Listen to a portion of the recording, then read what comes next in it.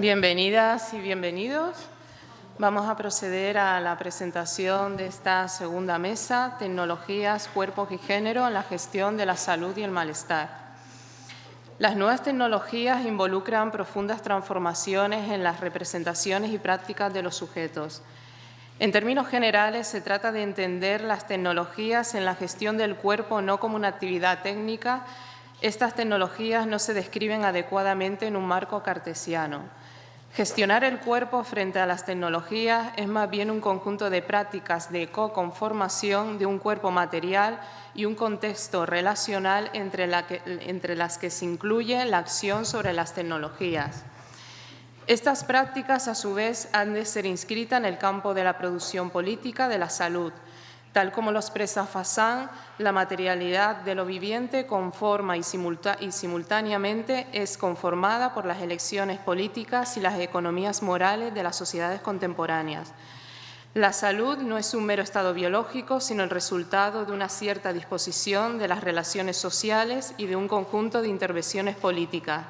Se trata de un fenómeno histórico, resultado de un triple trabajo social: el de la incorporación de las desigualdades sociales, el de la organización social del poder de curar o de evitar el daño, y el del control sobre la vida, entendida esta como un bien que se administra en el ámbito público. Atendiendo a Foucault, entendemos la biopolítica como una configuración histórica del gobierno, es decir, de la relación entre el soberano y sus súbditos en torno a la disposición de tres ejes: saberes, tecnologías y poder.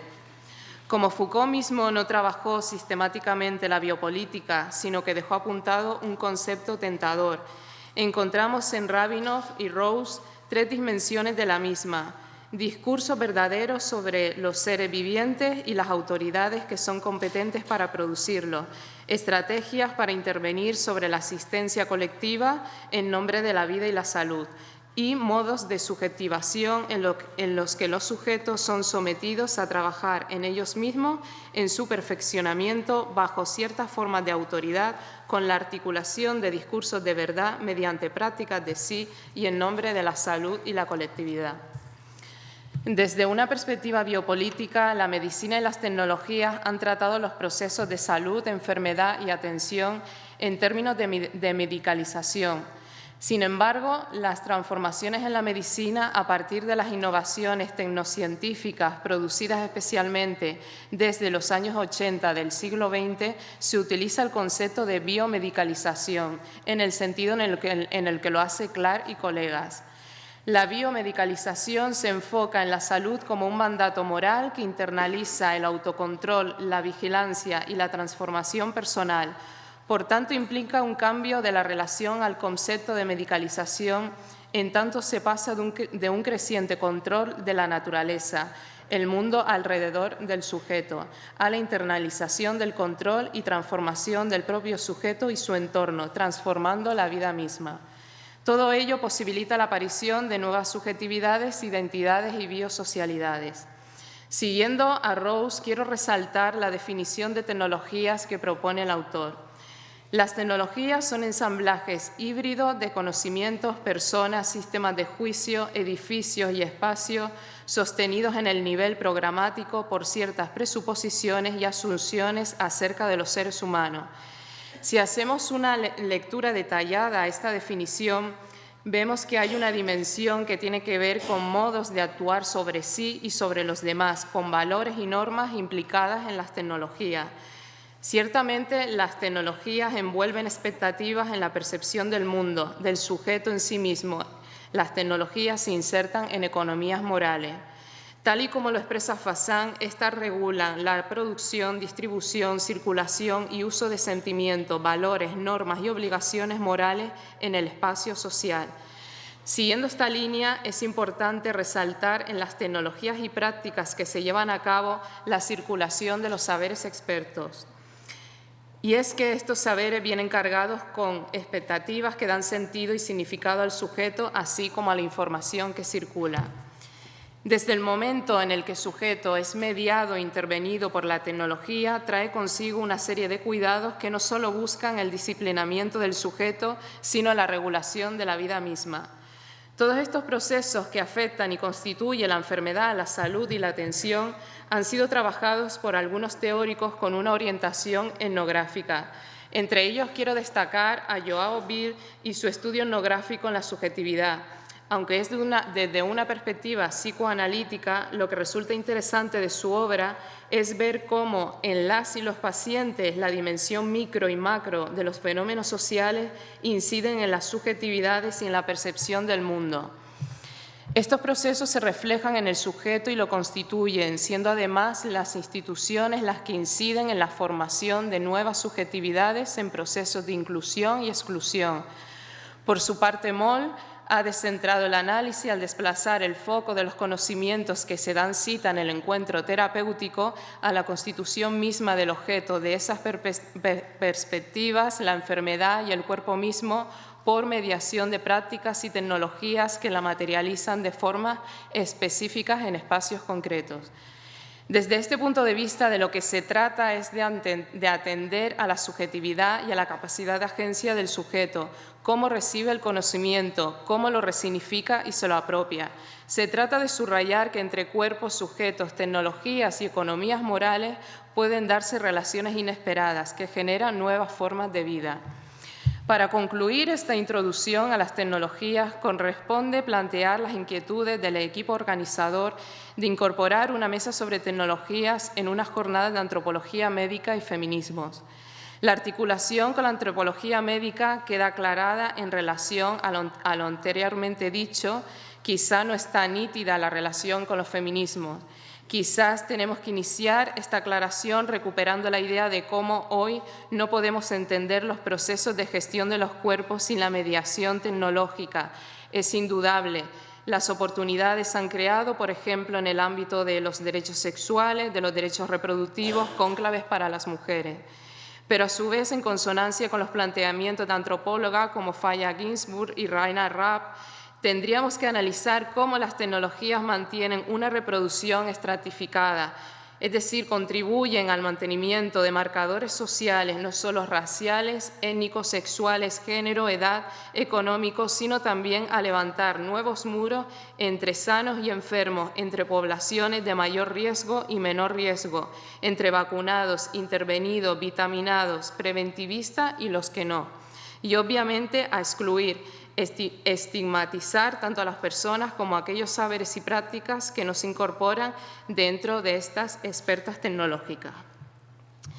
El debate no solo estaría en analizar la dependencia generada por la propia biomedicina de las mujeres de su conocimiento, tecnologías y prácticas en la gestión de sus cuerpos, sino de pensar estas tecnologías, qué vidas, qué subjetividades impulsan y empujan y al mismo tiempo cómo las mujeres expuestas más a las intervenciones sanitarias en sus diversas tecnologías, desde dietas, terapias, cirugías, controles sanitarios y atravesadas por el malestar de la femineidad, de una subordinación diversa y aún presente que se ha ido ampliando a otros grupos, no solo de mujeres, se colocan en este campo de batalla de la autogestión de sus cuerpos y sus vidas, utilizando, como señala Jessica Sidman, las tecnologías aún a sabiendas que aquí no hay iatrogenia, como diría Illich, y de la que una se salve. Dicho esto, quiero presentar al doctor Stuart Bloom. Para mí es un placer contar con su presencia y participación en estas jornadas. Stuart Bloom, nacido en Inglaterra y formado en la Universidad de Oxford, ha trabajado en la Universidad de Sussex y en la Escuela de Londres de Economía. En 1982 se trasladó a Holanda como profesor de estudios de ciencia y tecnología de la Universidad de Ámsterdam, donde ahora es profesor emérito del Departamento de Antropología. También ha servido como consultor de la OCDE y la UNESCO, ha sido profesor invitado en el Centro de Desarrollo y Medio Ambiente en la Universidad de Oslo y en 2009 se convirtió en consultor especialista en bioética de la Federación Mundial de Sordos. En 2013-2014 obtuvo una beca a Prometeo en la Universidad de Cuenca, Ecuador. Su principal tema de interés es el desarrollo e implementación de nuevas tecnologías para el cuidado de la salud. El enfoque histórico y sociológico de sus investigaciones se ha movido gradualmente de las tecnologías de visualización de diagnósticos a los aparatos auxiliares en la audición y desde 1997 a las vacunas. Algunas de sus publicaciones incluyen Conocimiento e Industria, la dinámica del cambio tecnológico en medicina, Mala salud, desigualdad social antes y después del informe negro, El oído artificial, implantes cocleares y la cultura de la sordera, El lector de la discapacidad y sociedad, pero ya acabo, Protección de los niños del mundo y ya para finalizar, Inmunización, cómo las vacunas se convirtieron en polémica. Ya sin quitarle más tiempo, doy paso al doctor Stuart Bloom. Gracias. Muchas gracias. A pesar de todo, mis viajes, mi español no es suficiente para dar conferencias. Me disculpe. Voy a hablar en inglés y hay un intérprete. Okay, so I'm going to talk about vaccination.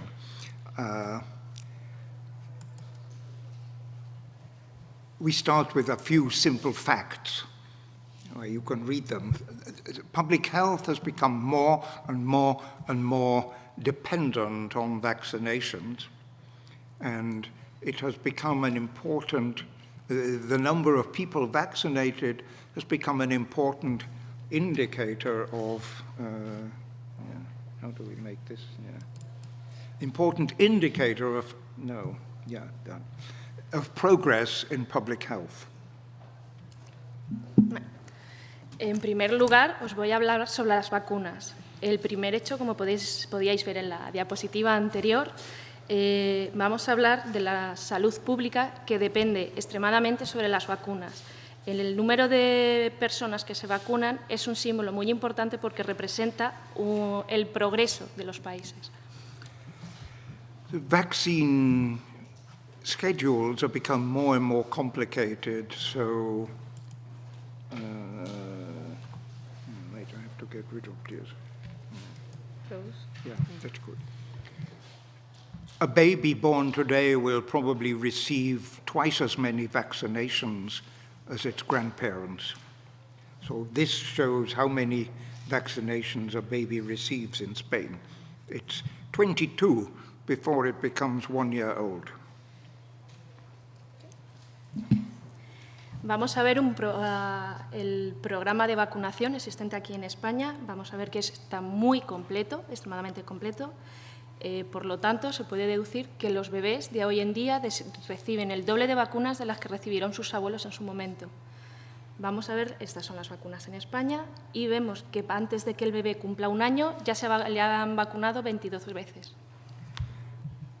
And when you think about that, you have to realize also that in the last 30 years, vaccines have become probably the most important source of growth for the pharmaceutical industry. They've become the biggest growing market of things that pharmaceutical companies sell. Si somos conscientes de ello, si pensamos en ello, vamos a ver que desde los últimos 30 años las vacunas se han convertido en una fuente de desarrollo muy importante, sobre todo para las industrias farmacéuticas. Es un mercado que está en auge y que sigue creciendo y seguirá. It's another story and I won't go into it, but now the vaccines being developed are not just against infectious diseases, but against many other things, such as breast cancer and drug addiction. No, that's not in the text, but I did it.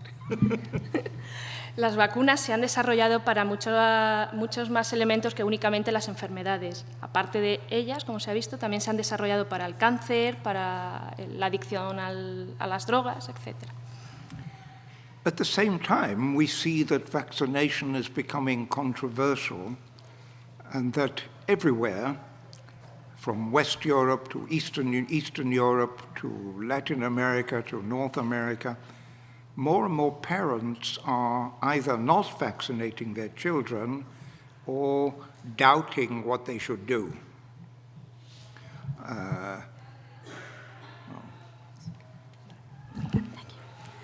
Vemos también que las vacunas se han convertido en algo muy controvertido. Desde Europa del Este hasta la del Oeste, pasando por Latinoamérica o América del Norte, nos damos cuenta de que cada vez más padres rechazan la idea de vacunar a sus hijos. E incluso si no lo rechazan, dudan entre vacunarlos o no.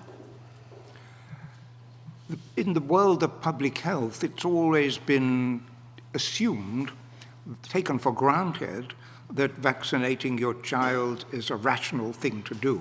It's a good way to protect the child against infectious disease, and that parents who didn't vaccinate their children were ignorant and ill-informed.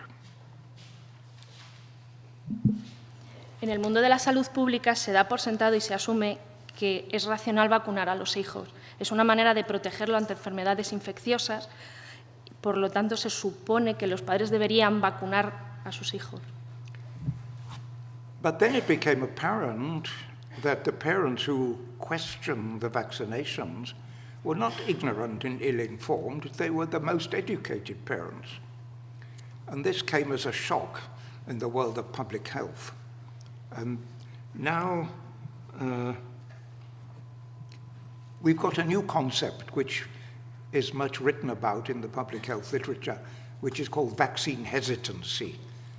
All the parents who are not sure, maybe they vaccinate, maybe they don't, but they're not sure. Muchos de los padres se preguntan respecto a la vacunación, ignoran, a pesar de que tengan un nivel educativo, ignoran si es bueno o no es bueno, si deben vacunarlos o no. Esto realmente representa un problema para la salud pública y lo que habría, este movimiento de padres que dudan entre vacunar a sus hijos no ha dado lugar a un nuevo término que se llama la reticencia a la vacunación, en la que, como vengo diciendo, los padres dudan entre vacunar a sus hijos o no vacunarlos. Of all the vaccines that have been introduced in the past 20 or 30 years, one has been far more controversial than all the others, and that's the vaccine against human papillomavirus that's associated with cervical cancer. De todas las vacunas que se han introducido en el mercado desde los últimos 20 o 30 años, hay una que ha sido la más controvertida de todas. Es la vacuna contra el papiloma, el VPH, el virus del papiloma humano. Así de carga así sale. Esta es más controvertida de todas y muy importante porque está asociada al cáncer de cervix. Do many women die of cervical cancer? Well, in Western Europe, not so many. In Eastern Europe, far more. And in Africa, cervical cancer is the major source of cancer mortality among women. In Africa, cervical cancer is far more cause of death than breast cancer. It's the opposite of Europe. La pregunta es, ¿realmente mueren muchas mujeres de cáncer de cervix? La respuesta es, en la Europa occidental, muy pocas. Mueren más en la parte de la Europa oriental. Y si nos pensamos en África, mueren incluso más aún. De hecho, es la primera fuente de fallecimiento en mujeres en África. Incluso más que el cáncer de mama. So what causes it? What's the cause of cervical cancer? Well, in the 1980s, scientists began to investigate that, and they discovered that it seemed to be associated with a virus. In the 1990s, studies carried out in many countries, more than 20 countries, found that this virus was almost always present when somebody catches cervical cancer. They also found that there are more than 100 different variations, types of this virus. But luckily, only a few are really dangerous. ¿Cuál es la causa del cáncer de cervix? En los años 80 los científicos empezaron a investigar y descubrieron que la mayoría de las enfermedades estaban provocadas por un virus. En los 90 hubo más de 22 países en los que ya se descubrió que eran todos los cánceres de cervix estaban provocados por virus. Afortunadamente, de los más de 100 tipos que hay muy pocos que son los que realmente son peligrosos. So this is some of the things that are now known. It's caused by this virus, or 2 or 3 of the 100 types of that virus. It's transmitted by sexual contact. Almost all women, I think 80% of women are likely to get an infection before they become 50. But in almost all cases, it just goes away by itself. So of all the women who become infected with the virus, very few develop cervical cancer. But es posible leer esa, no les sabe traducir. It's my must. Bueno, poco descansa. No. Se sabe que el cáncer de cervix está causado por un virus, que de los más de 100 tipos de virus que pueden originarlo, tan solo son 2 o 3 los más peligrosos. Se transmite se contagia o se infecta o se enferma uno por transmisión sexual. Y como dato curioso, casi todas las mujeres lo padecerán. De hecho, un 80% de ellas, antes de cumplir los 50 años, se habrán infectado del VPH en algún momento en su vida. La buena noticia es que la mayoría se curará por sí misma. Tan solo hay muy pocos que acaban derivando en cáncer de cuello de útero. So once they'd found the virus, all the scientists, not all of them, but many of them, started to develop a vaccine. And by 2007, so 10 years ago, 2 HPV vaccines became available. One called Gardasil, produced in America by Merck, and one called Cervarix, produced by GSK in Europe. And both of them had the 2 most dangerous types of this virus. En el momento en el que se descubrió que el cáncer de cervix estaba originado por un virus, los científicos se pusieron a desarrollar una vacuna para poder enfrentarse a él. Hace 10 años, en el 2007, salieron al mercado 2 vacunas. Una de ellas es Gardasil, que se produce en América, se fabrica en América, y la otra es Cervarix, que se produce por GSK aquí en Europa. Y lo importante de ellas es que las 2 contienen los 2 tipos de virus que ocasionan el cáncer de cervix. Well, when this vaccine became available, it was very expensive. Everybody needed 3 shots, and each one cost about $120 or euros. And in many countries there was debate. Do we want it? Do we need it? And what made it complicated, that in quite a few countries, women's health organizations were doubtful. They said, we don't know very much about the long-term effects. We don't know how long it will be effective. Will it influence reproductive health in the future? No one knew. So people said, maybe this is going too fast.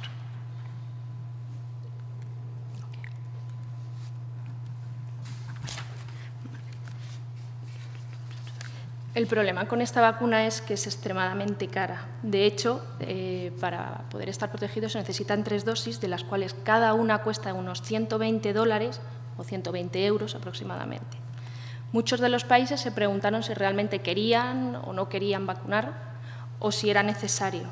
Y otro de los problemas que también ha causado bastante controversia ha sido las organizaciones de mujeres, que realmente tienen muchas dudas respecto a estas vacunas, si tendrá efectos secundarios a largo plazo, si los efectos de vacunación duran mucho tiempo o si influirá en las funciones reproductivas del futuro. El problema es que quizás se ha introducido demasiado rápido y no ha dado tiempo a analizar, porque realmente no se tenían datos fiables sobre los que basarse. In the United States, there was quite a different kind of objection, which came from the religious right, about which we hear a lot these days. You don't need to translate that.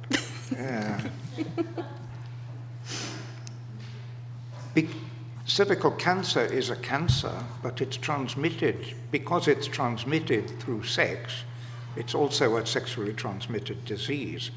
And the religious right in the United States said, by giving this to girls, you'll encourage early and promiscuous sex. And we think that's a bad thing. En Estados Unidos, el tipo de objeción que se ha encontrado ha sido bien distinta, es sobre todo la religiosa.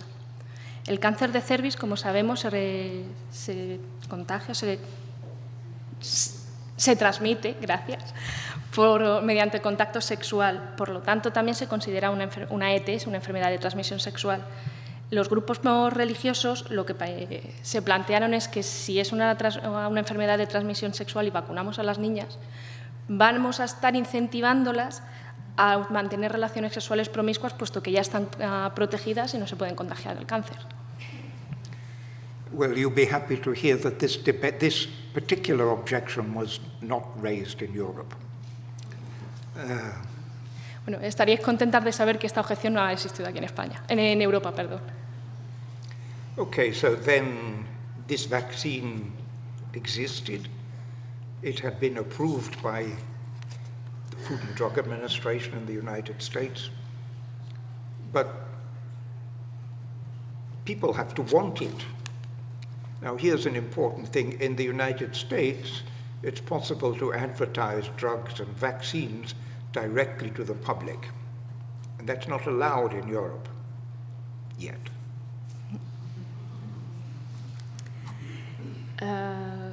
La pregunta de las vacunas, si existe, si no existe, si se podría probar o no, hasta que la Federación, el Organismo de Control de Alimentos y Medicamentos de Estados Unidos, la FDA, le dio la luz verde, no se podía comercializar o no, y el siguiente paso era si la gente realmente la quería o no.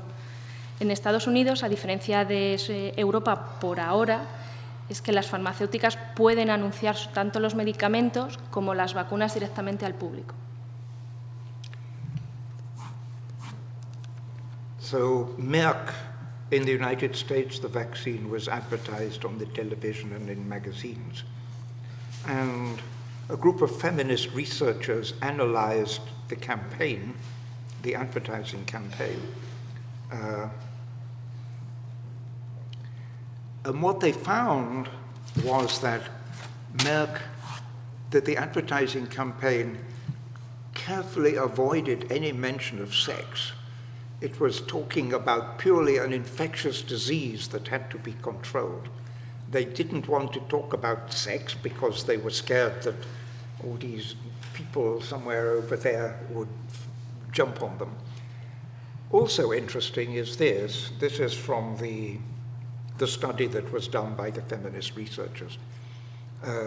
They said this was not a very serious disease in a country with a well-developed screening program like there, the US, but the advertising campaign is transforming it from a relatively unserious disease into a very serious disease.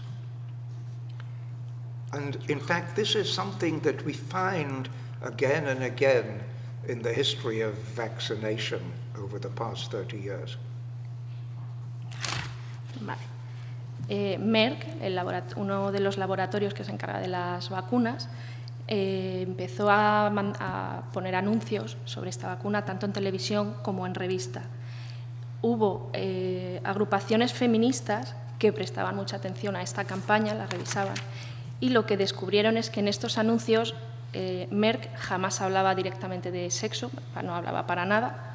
Era un tema que se trataba con mucho cuidado y sobre todo lo que se centraba en estas campañas publicitarias eran en las enfermedades infecciosas. De hecho, no se hablaba de sexo para no asustar a estas ramas que estaban tan en contra de vacunar, precisamente para no levantar la voz de alarma. Aquí vemos un texto de las conclusiones que sacaron, ahora os hago la traducción, y a través de estas campañas publicitarias se ha pasado a considerar una enfermedad leve a ser una enfermedad más seria, más grave. De hecho, esto es lo que suele pasar en la historia de la vacunación desde los últimos 30 años. Y ahora, si queréis, os leo el texto de Laura Mamo y colegas.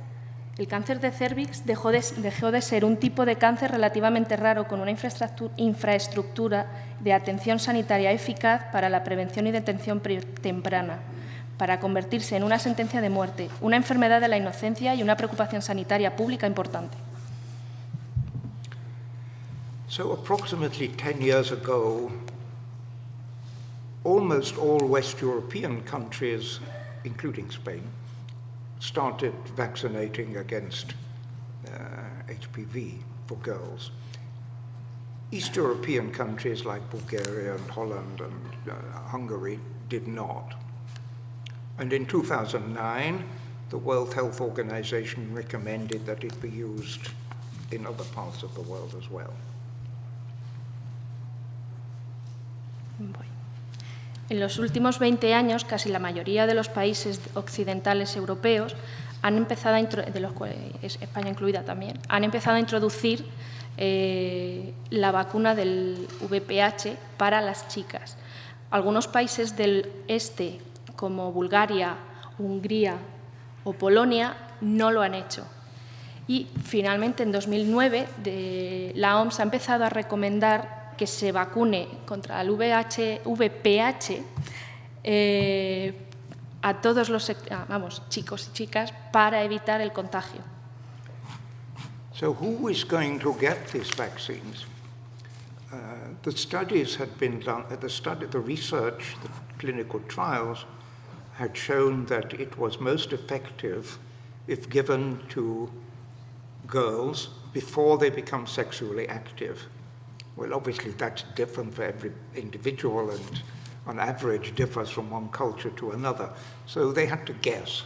So in most countries, we give it to girls starting at the age of 11 or 12.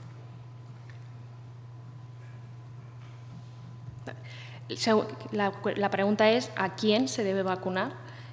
Según los estudios, se ha descubierto que es mucho más eficaz si se inocula a las niñas antes de que empiecen a ser sexualmente activas.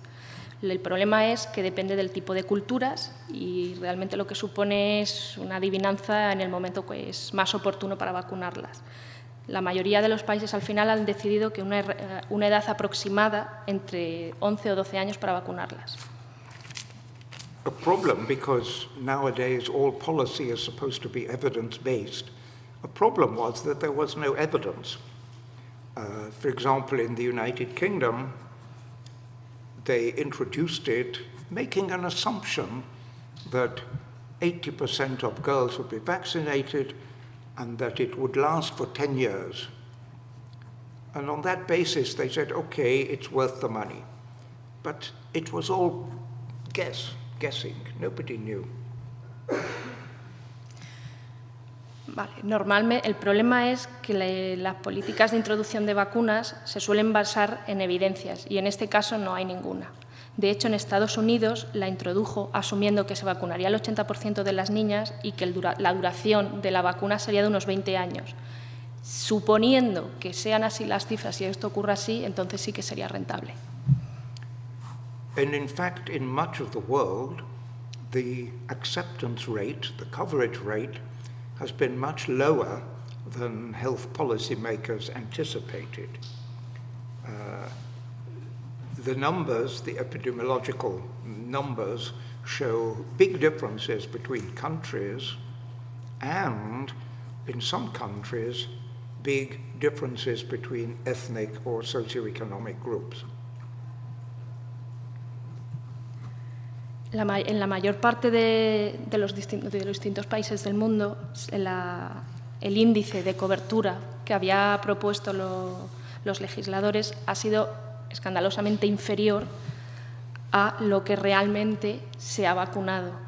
De hecho, ha habido una gran variedad, una gran diferencia de aceptación según países e incluso dentro de países las diferencias ha sido por motivos, ha habido más diferencias por motivos étnicos o incluso económicos, economía social entre las ramas vacunadas. So, numbers from 2 or 3 years ago show Norway at one extreme, about 75% of all the girls had all the 3 vaccinations.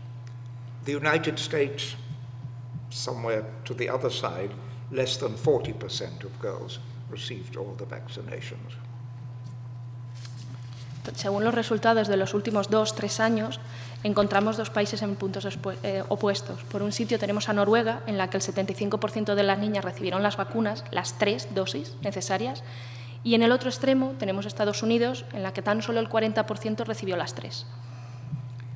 And what you also see is in Norway there were no differences between the rich and the poor, different ethnicities. They don't really have much ethnicities in Norway. In the USA, big differences, especially between ethnic groups. So Afro-American girls tended to be less vaccinated than Caucasian girls, and some particular ethnic communities were very low vaccination altogether. Big inter-ethnic differences. Vemos que las diferencias existentes en la población noruega son muy mínimas. No hay casi diferencia entre ricos y pobres, o incluso ni siquiera hay diferencias étnicas. En contraposición, en Estados Unidos, estas diferencias son abismales, sobre todo desde un punto de vista étnico. De hecho, la población afroamericana es muy complicado que reciban la vacuna, no son partidarios, y otros grupos como asiáticos la recibirán algo más. El problema en Estados Unidos es que las diferencias son sobre todo étnicas y son bestiales. And of course, these epidemiological studies can't tell anything about why. They don't tell us what lies behind the numbers. They don't tell us whether it's to do with sexual practices, attitude to risks, religious beliefs, or the stories circulating in schools or virtual communities. El problema es que estos estudios epidemiológicos no nos responden al porqué de estas diferencias. Ni tampoco nos da un motivo de esta diferencia de números, ni siquiera de las diferencias en las prácticas sexuales, la actitud hacia el peligro, las historias que circulan por los colegios o las comunidades virtuales o no. So, as I said, to start with, the vaccine was given to girls to protect them against the later risk of cervical cancer. What about boys? Okay, boys don't get cervical cancer. But it later was discovered that the virus can cause other kinds of cancer. Oral sex creates the risk of throat cancer. Gay men began to argue, who turned out to be at risk of cancer of the penis and the anus, we have a right to be protected as well. So that was one argument. Gay men were arguing, we have just as much a right to be protected against what this virus can do to us as girls do. Al principio, las vacunas se inoculaban únicamente a las chicas para protegerlas contra el cáncer de cervix. El problema es qué pasa con los chicos. Es evidente que no van a contraer el cáncer de cervix, pero pueden contraer otro tipo de cáncer. Por ejemplo, posteriormente se descubrió que el sexo oral les puede provocar cáncer de garganta, que es bastante serio. En la comunidad gay se arriesgan también a padecer cáncer de pene o de ano. Tienen los mismos derechos a estar protegidos que las chicas. De hecho, lo que más han reivindicado la comunidad gay es que tienen los mismos derechos. On the other hand, economic and modeling studies showed that vaccinating boys was not cost effective. So you had two sorts of arguments in play, one about rights and one about money and cost effectiveness. Well, in 2009, Gardasil, the vaccine, was approved for vaccinating boys, and the United States is one of very few countries that now does vaccinate all boys as well.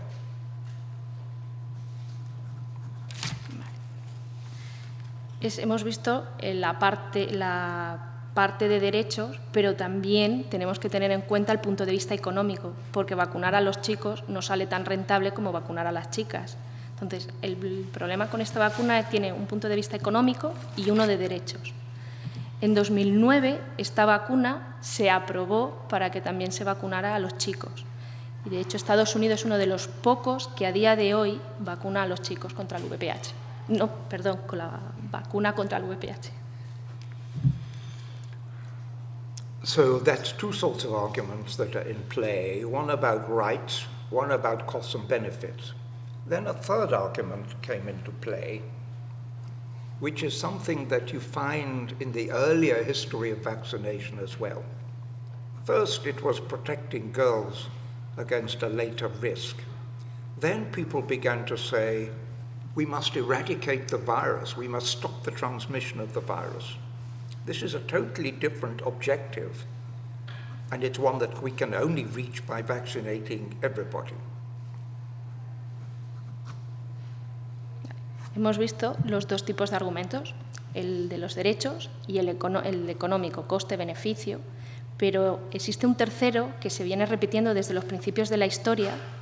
Al igual que se empezó a vacunar a las mujeres para protegerlas, la tercera vía es la de erradicarlo. Si se vacuna, se erradicará el virus. Es el objetivo principal y por eso, para poder conseguirlo, hay que vacunar a todos. So it seems like the objective of vaccination is simple, it's to protect children.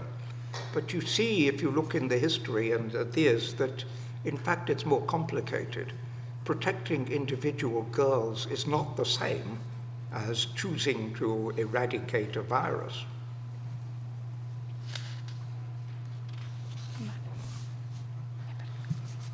El objetivo es proteger a todos los niños. El problema, históricamente, es que proteger a la mujer es mucho más fácil que erradicar este problema. What you see today is that national governments, ministries of health, are under great pressure to all do the same thing. Health priorities might differ, the organization of healthcare might differ, cultures differ, epidemiologies differ, but the pressure on all the countries to vaccinate in the same way is very great. It's become very difficult for national ministries of health to establish their own vaccination policies. Los gobiernos de hoy se enfrentan a una enorme presión para actuar todos de forma similar. El problema, hay que establecer, las prioridades son diferentes, difieren por motivos culturales, epidémicos, simplemente por las prioridades de cada país. Todos tienen que vacunar exactamente igual. El problema a los que se enfrentan los ministerios de salud para establecer sus políticas es la diferencia de cada país. El objetivo es el mismo, pero el contexto es diferente. So, but if we look in individual countries, we see, and here it gets more anthropological, if we look in individual countries, we see the differences in cultures and sometimes rumors. Anthropologists like studying rumors, of course. We all know about weapons of the weak. We see that cultural distinctiveness and social organization plays a big role.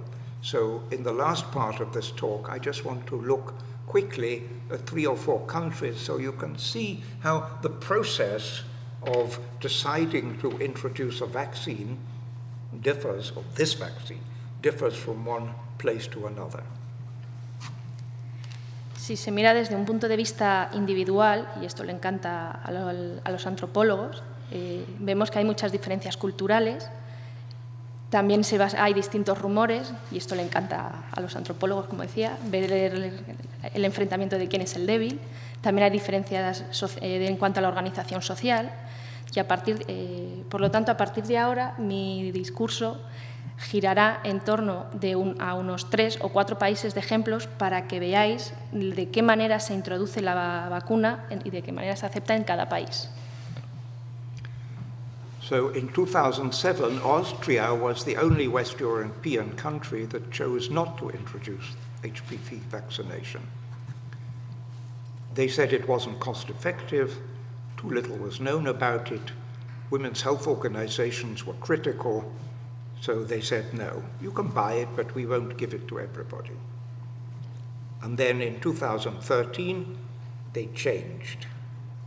According to a very nice anthropological, very nice study, this was because of pressure from the medical profession and the industry, and because it was embarrassing in international meetings to have to say, sorry, we don't do it.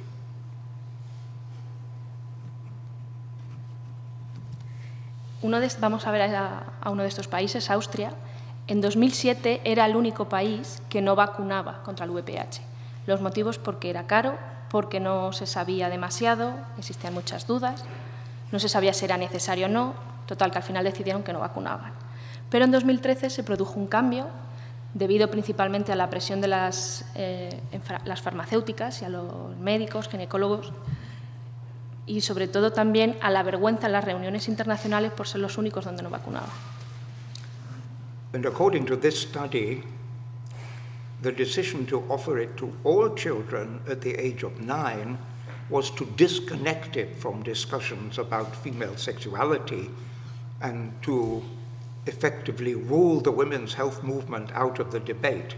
It was decoupled from questions of sexuality, and that should make it less controversial, they thought. El estudio ha demostrado que la decisión de dársela a toda la población con una edad de unos 9-10 años será, por un sitio, para desconectar la vacuna de la sexualidad femenina. Al mismo tiempo se callaba a las organizaciones feministas que buscaban una mayor profundización sobre los motivos de esta vacuna, toda la leyenda urbana que giraba en torno a ella. Creyeron que así sería más necesario y al mismo tiempo universalizaban. Now, if we turn to Spain, what I've read, it's estimated that 2.5% of women are likely to have an infection at any one time. About 2,500 women are diagnosed with cervical cancer each year, and 800 or 900 die. It's not a major source of cancer mortality in Spain. Ahora nos movemos a España, donde vemos que unas 2.500 mujeres se verán infectadas en algún momento de su vida por el virus, de las cuales 8 entre 900 fallecerán. Aún así, este no es un cáncer muy peligroso aquí en España. So, in Spain, well, I'm not going to read all this. I hope this gentleman isn't here. Well, if he is, he'll add to what I have to say. But this Professor Álvarez Dade apparently has started a petition to have it stopped because he says it's not needed. Bueno, aquí lo veis, tenemos al catedrático Álvarez Dardet, empezó a promover un escrito en el que pretendía parar la vacunación simplemente porque no se sabía nada sobre ella. Part of the worry is that this vaccination might encourage women to think that they don't need to go for screening afterwards. This is one of the concerns of gynecologists, and that, of course, is not the case. La principal preocupación gira en torno a que las mujeres pueden pensar que una vez que están vacunadas ya están protegidas. No, la vacuna hay que seguir manteniendo medidas de protección.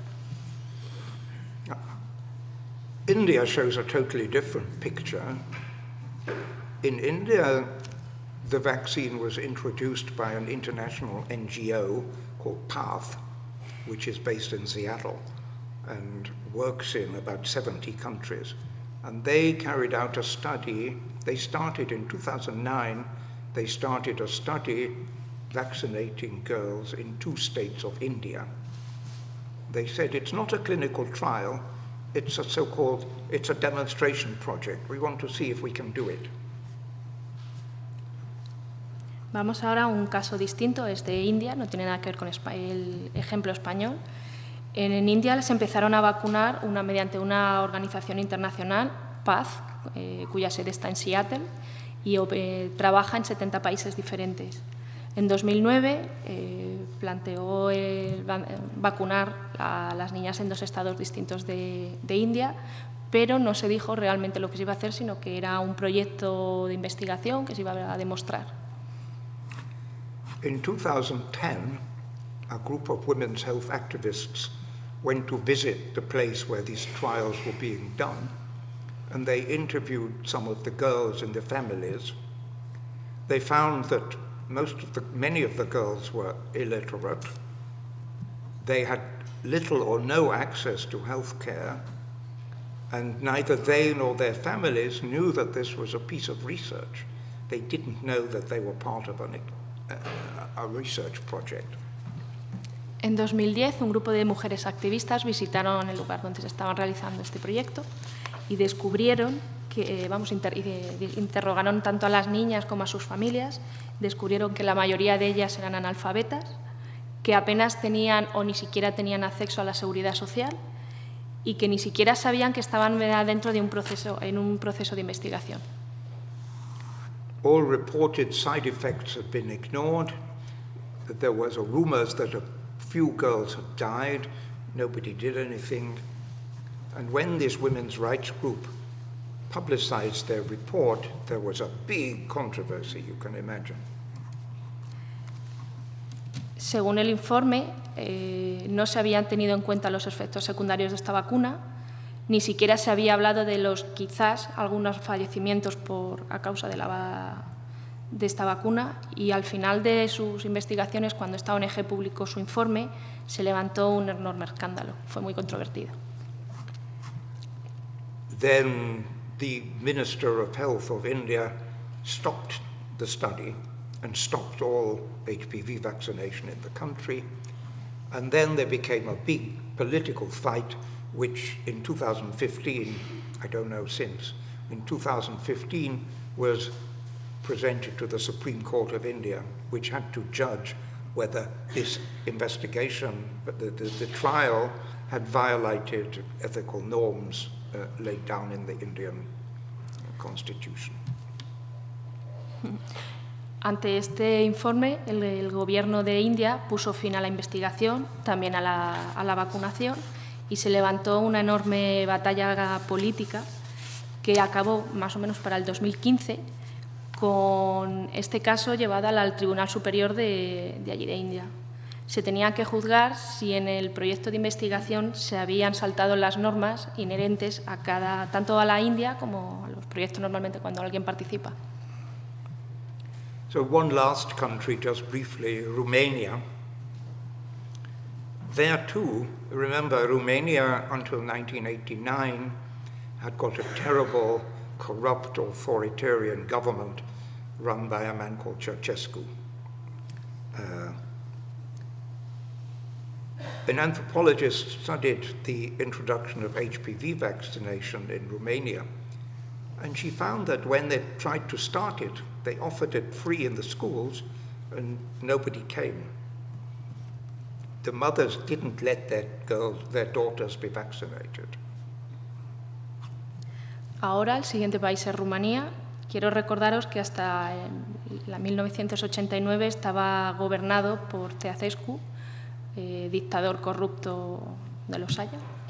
Y según el estudio de los antropólogos que hicieron sobre la vacunación, descubrieron que aunque intentaron darla gratuitamente en las escuelas, las madres no llevaban no permitían que sus hijas fueran vacunadas. And what this study shows is how the families, they didn't trust the state.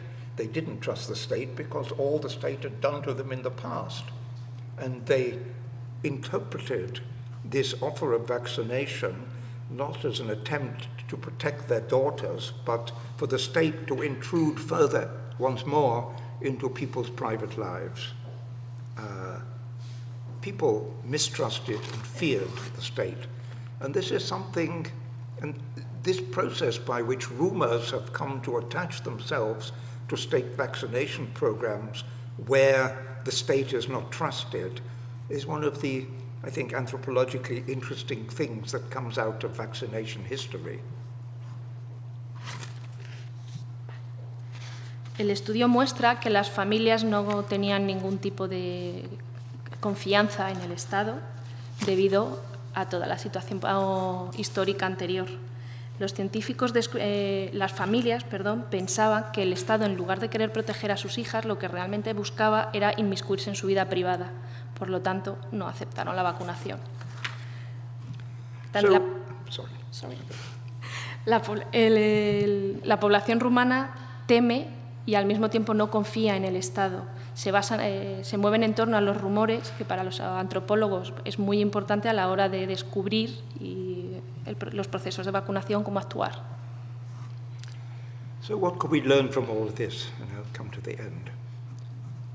This kind of process of interpreting vaccination programs in terms of historical memory of what the state has done in the past is something that we found in many places and in relation to many vaccination campaigns.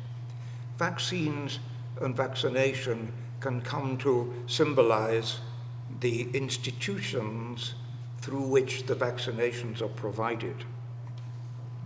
And not vaccinating becomes one of those small acts of rebellion that anthropologists like to study, quite rightly. ¿Qué es lo que aprendemos con estos resultados? Y ya con esto concluyo mi conferencia. Vemos los procesos en los que se tienen que interpretar los programas de vacunación es similar a los recuerdos que cada uno tiene de los distintos estados o países. Esto va a depender y va a afectar a la forma de vacunar, puesto que el hecho de no querer decidir no vacunar a sus hijas es una manera de rebelarse contra las mismas instituciones que le están proveyendo de esas vacunas. Eso para los antropólogos es muy importante y le encantan estudiarlo para poder comprender el entorno en el que se mueve. Vaccines, we also have to remember that all vaccines have a double aspect. They're essential tools of public health, but at the same time they're an increasingly important source of profit for the pharmaceutical industry. Vaccines have saved millions of lives, but for me that doesn't mean that we should necessarily accept every vaccine that industry chooses to prepare, to make. Las vacunas tienen un doble punto de vista. Por un sitio, es una herramienta para la sanidad pública y al mismo tiempo, para la salud pública. Y al mismo tiempo es un aumento en la economía de las empresas farmacéuticas. Se ha visto que las vacunas han salvado millones de vidas, pero desde mi punto de vista esto no significa que tengamos que aceptar cualquier vacuna que nos venda la industria farmacéutica. So it seems to me, and now I'm coming to the end, that this growth in anxiety or vaccine hesitancy reflects, on the one hand, the kind of general loss of trust that social theorists see as typical of our time, but also the new dynamics of vaccination programs. We see more and more vaccines produced against diseases that we used to think trivial. I wrote an example, varicella. But no vaccines against the things that everybody really fears, like HIV and malaria. Not yet, they'll come, but we don't have them yet. So, on the one hand, we're being made to fear diseases that our grandparents just took for granted. Well, your grandparents, my parents. And at the same time, the policies are being made not at the national level, but in vague, non-accountable committees, institutions. We don't know where the policies are being made. So these are some of what seems to me the things that underlie vaccine hesitancy, and which I'm afraid the world of public health is not equipped to deal with.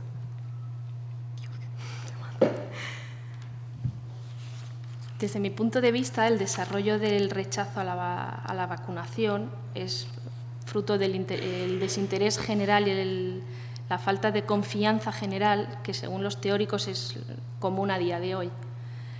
Pero también tiene que ver la dinámica de los programas de vacunación existentes. De hecho, se ve que hay vacunas, se han creado vacunas para enfermedades que aparentemente son triviales, como la varicela, y en cambio hay otras más importantes y más serias, como la malaria y la VIH, para las que todavía no tenemos una vacuna.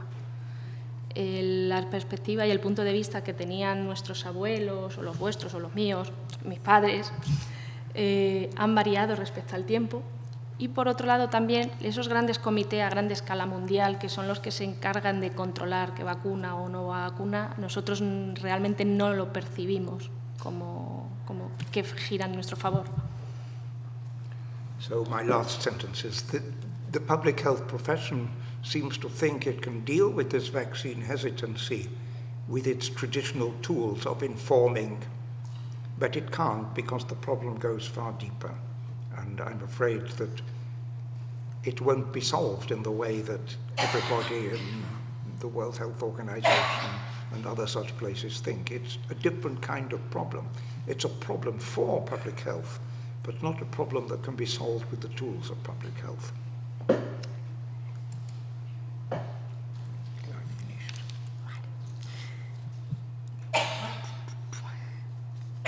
La salud pública cree que trabaja y cree que podrá enfrentarse al rechazo contra las vacunas, simplemente con las herramientas que tiene. El problema es que no puede. Y no puede, y esto representa otro problema que desde mi punto de vista afecta a la sanidad pública a pesar de que no puede resolverlo. That's it. That's all the things I referred to if anybody wants to read them. Y eso es a todo lo que he dicho.